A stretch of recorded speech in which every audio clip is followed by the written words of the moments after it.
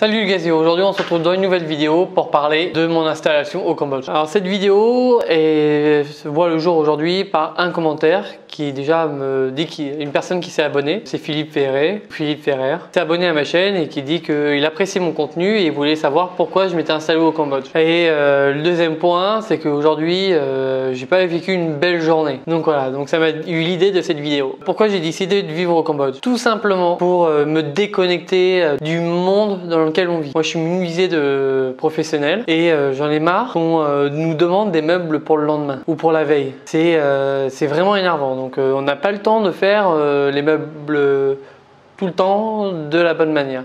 Alors, je dis pas que c'est le cas pour tout le monde, hein. Il y a des menuisiers qui arrivent à très bien vivre, à sortir leurs meubles en temps et en heure. Ils n'ont pas de contrainte de temps. Cependant, la grande majorité quand même, on a un client qui nous met la pression, ce qui est normal, hein. Faut pas dire qu'il faut mettre 3 ans pour faire un meuble, mais si on déborde d'une semaine, souvent ils sont mécontents. Et en fait, le but de tout ça, avant tout, c'est de leur livrer un meuble fini et de qualité. C'est pas pour livrer un meuble mal fait. On le fait pour justement avoir un meuble joli. C'est cette partie-là qui m'agace. Et puis des fois avec les reproches négatifs. Dans le premier temps quand on arrive, et bien sûr quand ils voient le meuble, la qualité du meuble, ils sont contents, ils sont ravis. Ils nous mettent même à boire, des fois même des pourboires. Ça, les pourboires très rares hein, quand même. C'est avant tout pour ça. C'est pour me reconnecter avec moi-même et non sous la pression perpétuelle. On est dans une société à l'heure actuelle où tout va très très vite.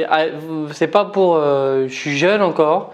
Mais tout va à une vitesse folle. Déjà, les années passent vite pour tout le monde. Mais en plus, il m'est déjà arrivé de faire un meuble d'un mois de boulot, le rentrer en 2 semaines. Alors, vous voyez les semaines qu'on se tape derrière et on est vraiment fatigué. Donc voilà, j'ai dit, bah, tiens, je vais aller dans un pays du coup en voie de développement et ça va me permettre de me concentrer un peu sur moi-même. Et c'est le cas. On n'a pas les mêmes contraintes de temps. Et donc en gros, cette vidéo-là, elle a pas un peu de fil conducteur, mais je vais te dire pourquoi toi, tu devrais, si tu veux vraiment à te faire des meubles, rester passionné.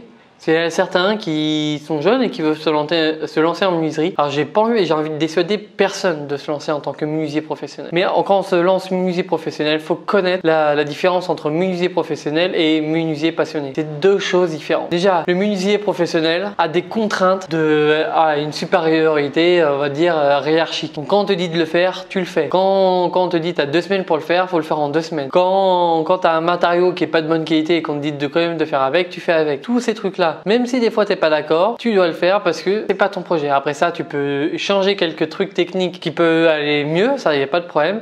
Mais voilà, c'est ça les contraintes. Les contraintes, c'est que du moment que c'est pas ton entreprise, tu peux pas faire ce que tu veux. Après ça, si tu veux te lancer menuisier professionnel artisan, mais vas-y, fais-le.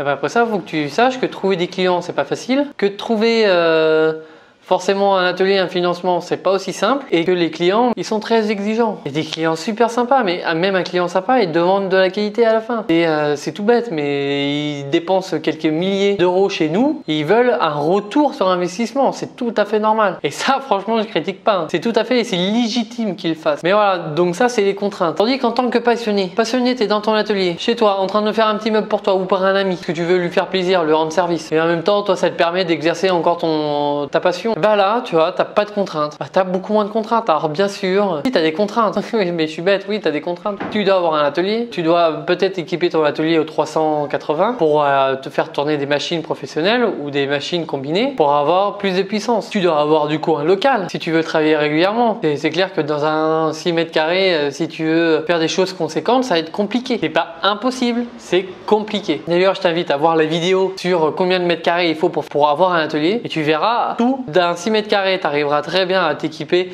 et à vivre dedans en tant qu'amateur. Et après ça, il y a à faire des petites choses et dans du 30 mètres carrés, par exemple, à faire des choses bien plus conséquentes, beaucoup plus de place. Les contraintes aussi, encore une fois, c'est que du coup, si tu as une vie... Si tu as une vie, on va dire, sociale et que tu veux exercer ta passion, si tu as une vie familiale, il faut que tu arrives à concilier les deux. C'est-à-dire de ne pas négliger l'un et l'autre.